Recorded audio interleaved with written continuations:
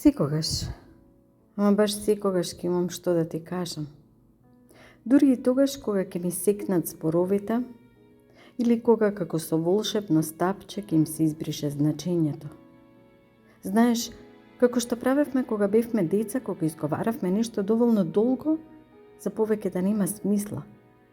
Да ни се чинеше дека зборуваме на некој друг јазик, чии букви ни се препелкаа како ментол бомбони, кои ги туркавме со јазикот и ни лутеа во устата или малку ни нагорчуваа.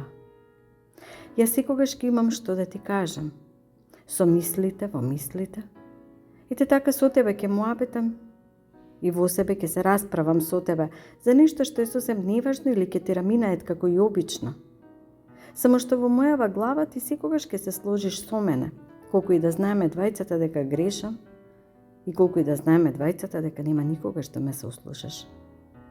Секогаш ќе ти зборувам, дури и тогаш кога устните со шиени ќе ми се од необјаснива болка или страв, од тага по нешто што минало за кое знам дека нема да се врати или дека нема да се вратиш.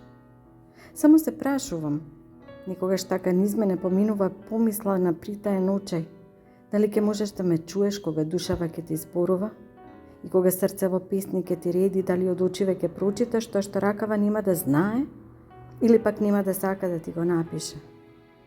Не се. Никако се фаќам себе си како ми е сеедно.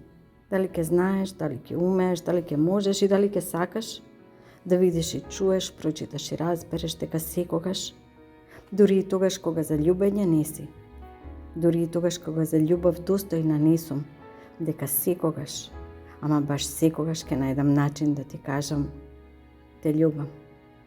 Те љубам до небо, без назад.